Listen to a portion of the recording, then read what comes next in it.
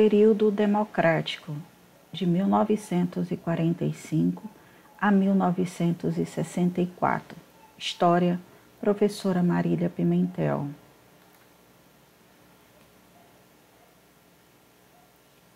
Entre o Estado Novo e a ditadura militar, o Brasil viveu uma conturbada democracia, marcada por governos populistas, tentativas de golpe e tensão entre conservadores e progressistas.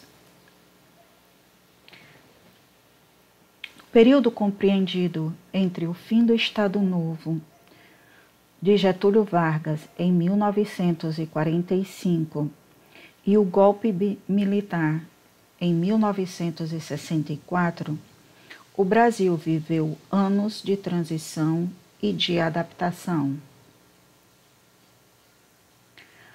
A democracia havia substituído um sistema ditatorial, mas o populismo, política calcada na figura de um líder paternalista voltada para as massas populares, dominou a maioria dos mandatos presidenciais e as forças de direita e de esquerda viveram em permanente e grande tensão.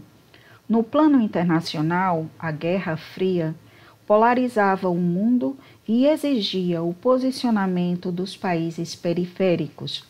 O Brasil, na maioria do tempo, manteve-se ao lado do capitalismo, encabeçado pelos norte-americanos. Após a derrubada de Getúlio, foram convocadas eleições. O vencedor foi o ex-ministro de Guerra de Getúlio, Eurico Gaspar Dutra, do Partido Social Democrático, PSD, com o apoio do Partido Trabalhista Brasileiro, PTB. Saíram derrotados o brigadeiro Eduardo Gomes, candidato da União Democrática Nacional, UDN, e Edo Fiuza, do Partido Comunista Brasileiro, PCB.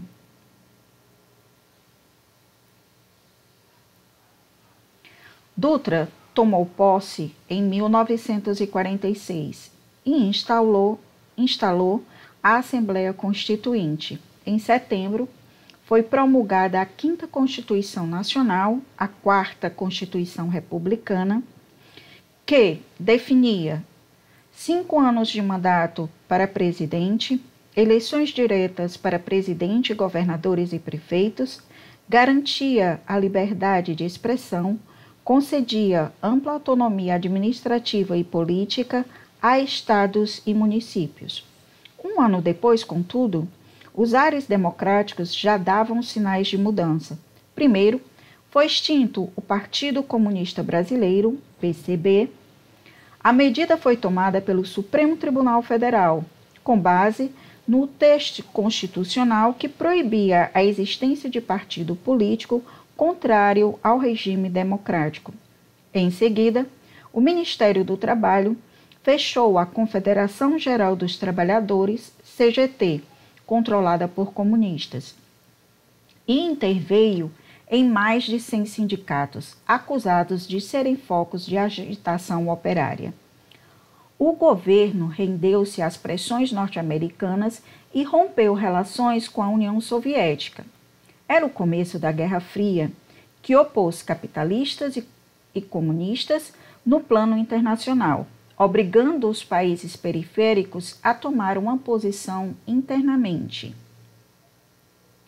Na economia, ao contrário da política intervencionista de Getúlio, Dutra adotou o liberalismo, abriu o país às importações. Houve um gasto exorbitante das reservas nacionais com compras de produtos ditos supérfluos dos Estados Unidos e, de certa forma, registrou-se quase uma paralisação do processo de industrialização do governo de Getúlio. Para conter a inflação, o presidente tentou organizar os gastos públicos. Lançou o Plano SALT, prevendo investimentos em saúde, alimentação, transporte e energia. Mas a falta de recursos não levou o projeto adiante e o país continuou com um déficit social.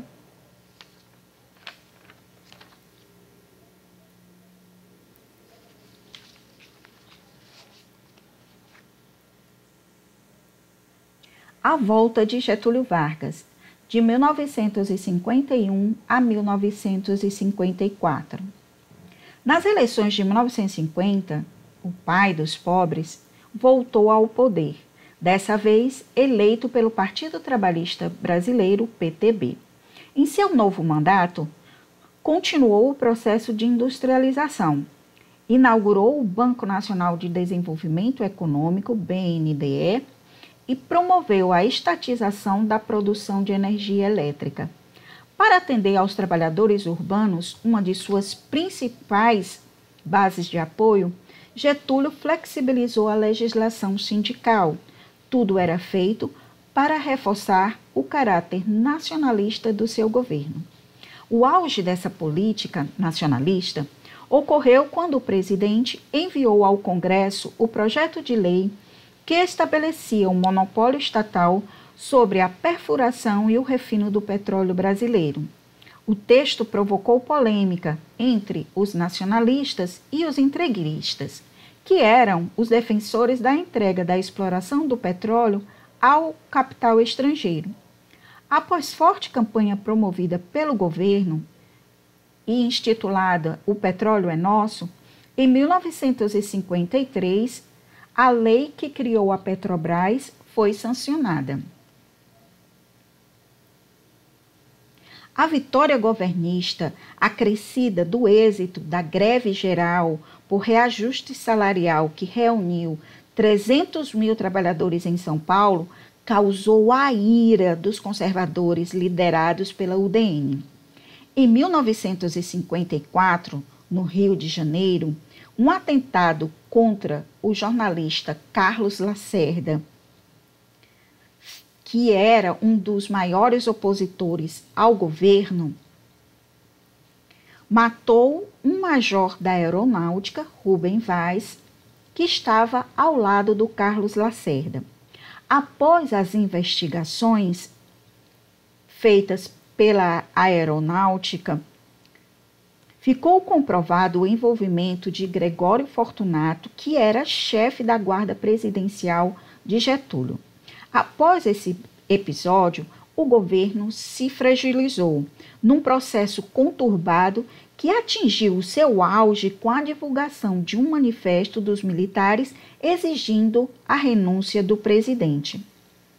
Vargas rebateu: "Daqui só sairei morto". Sob pressão e abandonado politicamente, Getúlio se suicidou em 24 de agosto de 1954, no Palácio do Catete, no Rio. Sua morte foi seguida de grandes manifestações populares. Considera-se que tenha sido isso, a comoção popular, que tornou desfavorável o contexto político para um eventual golpe udenista, que era dado como certo, garantindo assim uma transição do poder dentro da legalidade. Vamos ver agora um vídeo sobre a repercussão da morte de Getúlio Vargas em 1954. São imagens, são reportagens do período. 3 anos depois da posse, uma grave crise política agitava o país. Todos ansiavam por uma solução honrosa que trouxesse também tranquilidade à nação. Tudo parecia caminhar para esse fim. Depois de 64 horas de inquietação, a cidade já repousava cheia de esperanças, certa de que os problemas e os desentendimentos houvessem sido superados, quando uma notícia dramática emocionou mesmo os corações mais frios. Pusera termo à vida o presidente Vargas.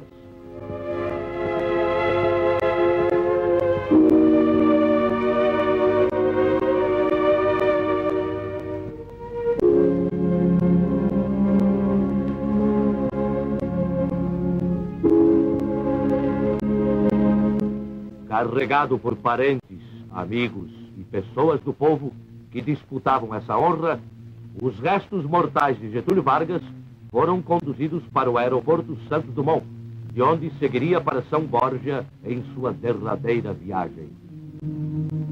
O cortejo fúnebre avançava lentamente. Pelo acompanhamento, pelo vulto e pela emoção, constituiu acontecimento único na história do país. Em todo o trajeto, dezenas de milhares de pessoas choraram no último adeus àquele que simboliza uma fase de nossa vida social e política.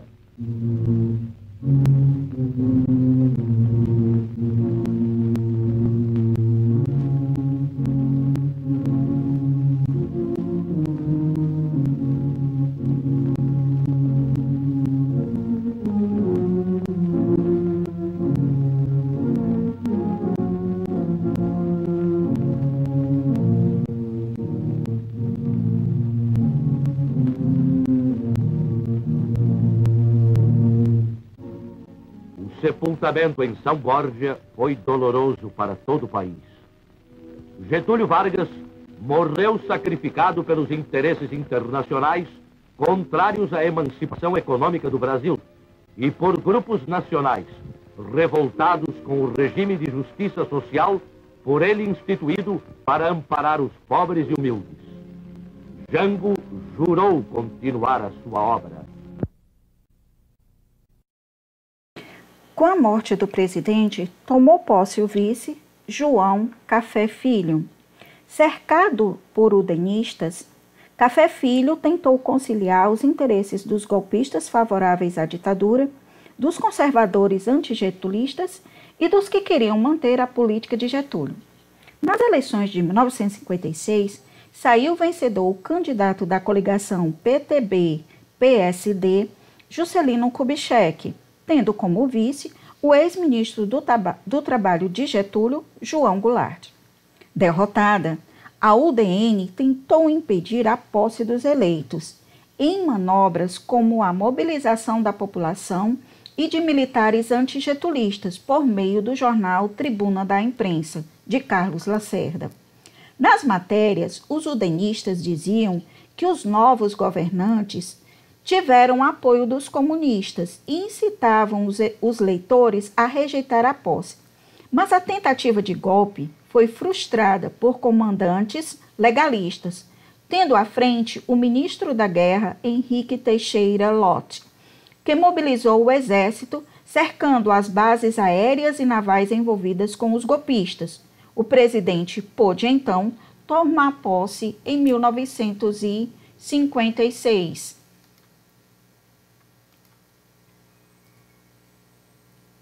Governo de Juscelino Kubitschek, de 1956 a 1961.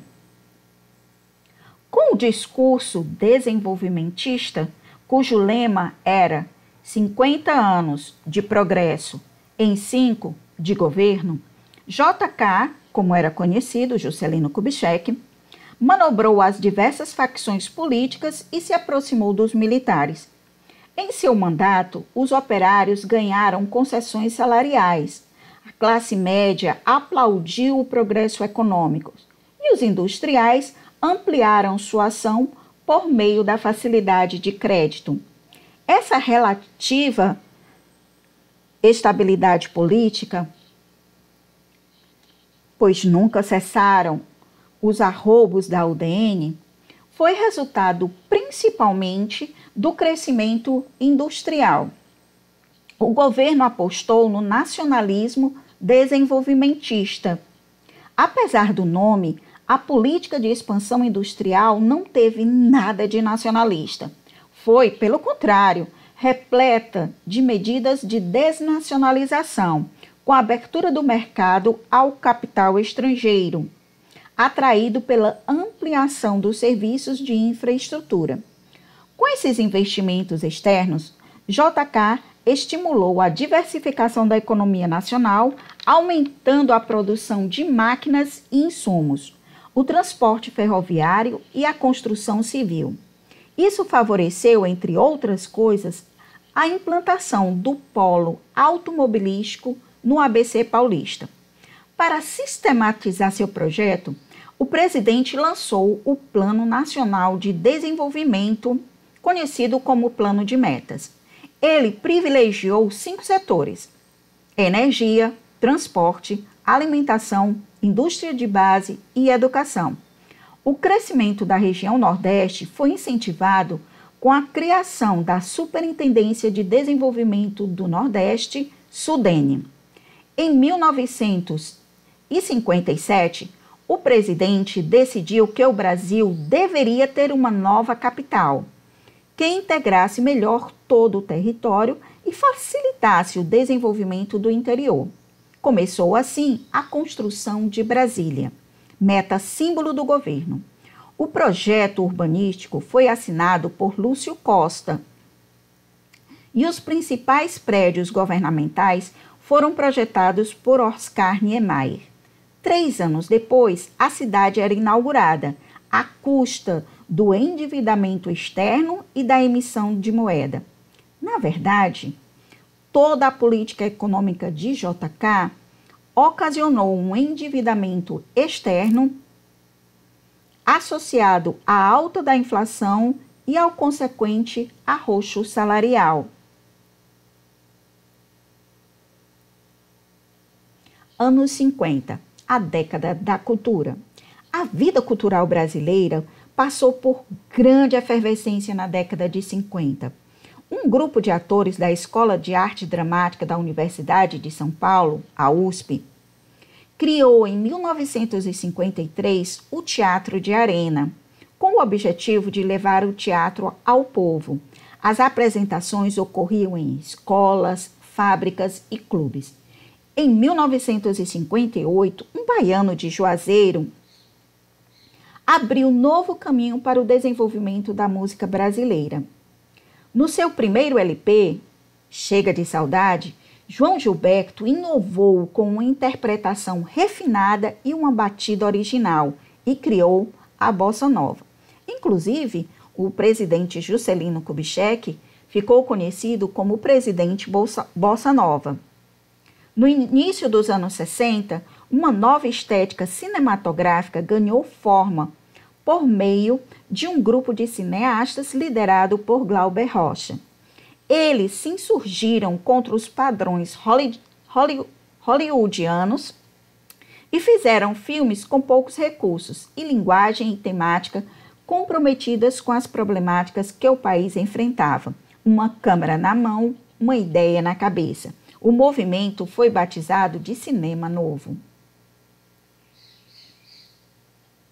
Varre, varre, vassourinha, para varrer a corrupção. Esse era o slogan da campanha de Jânio Quadros. Jânio Quadros, 1961. Nas eleições de 1960, o candidato do Partido Trabalhista Nacional, PTN, Jânio Quadros, apoiado pela UDN, venceu a disputa. Era a primeira vez desde 1945 que a coligação PTB-PSD não elegeu o presidente. Conseguiu apenas o vice, Jango, ou João Goulart. A derrota do candidato de JK ocorreu principalmente pelo estado em que se encontrava o país no fim do seu governo. Inflação alta, desvalorização da moeda e o aumento do custo de vida. O novo presidente tinha carisma e seu discurso populista conseguiu fascinar o povo. O símbolo da sua campanha foi uma vassoura, segundo ele, para varrer a corrupção.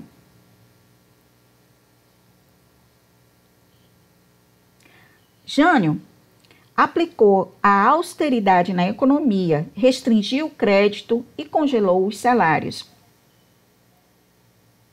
Adotou uma política externa independente daquela ditada pelos Estados Unidos. Entretanto, ao manter-se neutro diante da Revolução Cubana, duramente criticada pelos Estados Unidos, foi atacado por setores conservadores do país e a UDN rompeu definitivamente com o presidente. Pressionado com a explosão de denúncias, segundo aos quais apoiaria o comunismo, Jânio partiu para uma medida arriscada. Renunciou em agosto de 1961, na esperança de que seus ministros militares e a população pedissem sua volta. Nenhuma força social, contudo, se mobilizou a seu favor. A crise institucional acirrou-se na hora de passar o cargo ao vice, João Goulart, pois os militares e os setores conservadores não admitiam que o esquerdista João Goulart ficasse no poder. Sua posse só foi aceita após uma manobra no Congresso que instituiu o parlamentarismo no país. A Constituição de 1946 foi, então, reformada, reduzindo-se os poderes do presidente em favor de um gabinete ministerial chefiado por um primeiro-ministro. O governo de João Goulart, de 1961 a 1964. Contexto do país ao assumir a presidência da República, João Goulart. Inflação em crescimento, queda de investimento, baixo crescimento. Mesmo com poderes limitados, João Goulart aceitou a proposta e assumiu o governo. Nesse contexto, numa tentativa de reverter a situação, Jango mobilizou em 1963 suas forças políticas para a campanha pelo retorno do presidencialismo, em novo plebiscito popular. Com o restabelecimento do presidencialismo, Jango retomou as rédeas da nação. A crise econômica exigia soluções rápidas. Foi então que o governo implementou o Plano Trienal do Desenvolvimento Econômico e Social. O programa propunha uma taxa de crescimento de 7% ao ano e a redução da inflação por meio de empréstimos externos e da renegociação da dívida. Mas o plano fracassou e a inflação voltou a crescer. Outras tentativas de reestruturação, como as reformas de base, agrária, bancária, eleitoral e fiscal, também não conseguiam vencer a resistência da oposição. Seguiu-se, então, um período de intensa radicalização política. De um lado, greves e manifestações populares a favor das propostas do presidente. De outro lado, adversários de oposição que responsabilizavam o governo pela crise e acusavam Jango de estar preparando um golpe comunista. A tensão chegou ao auge em março de 1964. No dia 13, o presidente promoveu um comício popular na Central do Brasil, no Rio de Janeiro, com a presença de cerca de 300 mil pessoas para apoiá-lo. 6 dias depois, no dia 19, seus adversários reagiram com a conservadora Marcha da Família com Deus pela Liberdade, que reuniu outras 200 mil pessoas numa passeata contra o governo, dessa vez na cidade de São Paulo. A queda de braço continuou até que no dia 31, tropas do exército ocuparam as ruas das principais cidades do país, destituindo Jango, que se refugiou no Uruguai, e implantando um longo e lamentável regime militar no Brasil.